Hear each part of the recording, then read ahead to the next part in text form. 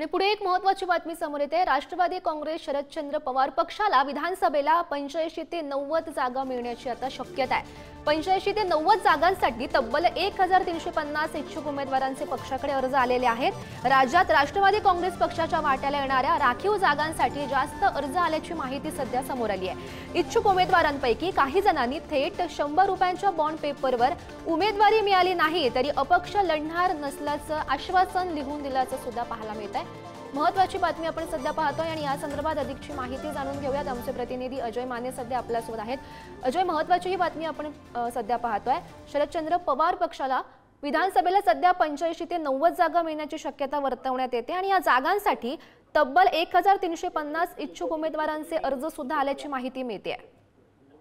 गौरी, अशी तंतोतंत माहिती जी आहे ती पुढारीला मिळालेली आहे। त्याच्यात असं म्हटलंय की 85 ते 90 जागा राष्ट्रवादीच्या वाटेला येतील, म्हणजे महाविकास आघाडीतल्या राष्ट्रवादीच्या वाटेला येतील। त्याच्यासाठी 1350 इच्छुक उमेदवारांचे अर्ज जे आहेत ते आलेले आहेत। पण यात काही उमेदवारांनी असे अर्ज दिले की जर आम्हाला उमेदवारी मिळाली नाही तरी आम्ही बंडखोरी करणार नाही, आणि ते थेट 100 रुपयाच्या बॉन्ड पेपरवर लिहून दिलेलं आहे। सगळ्यात जास्त अर्ज जे आहेत ते आमदार सरोज आहिर, ज्या अजित पवारांसोबत गेल्या राष्ट्रवादीत फूट पडल्यानंतर, त्यांच्या मतदारसंघातून आलेले आहेत। 38 अर्ज जे आहेत ते त्यांच्या मतदारसंघातून आलेले आहेत। तर अणुशक्ती नगरमधून जे ते 9 उमेदवार इच्छुक उमेदवारांचे अर्ज जे आहेत ते आलेल्याची माहिती मिळते। आणि यासोबत अमळनेर, जिथे मंत्री अनिल भाईदास पाटील हे एकंदरीत आमदार आहेत आणि मंत्री आहेत त्या भागातले, त्यांच्या भागातून जे ते 13 इच्छुक उमेदवारांची नावं जी आहेत ती समोर आलेल्याची माहिती मिळते। आणि असे अनेक मतदारसंघातली यादी जी नावं जी ती समोर आलेली आहे।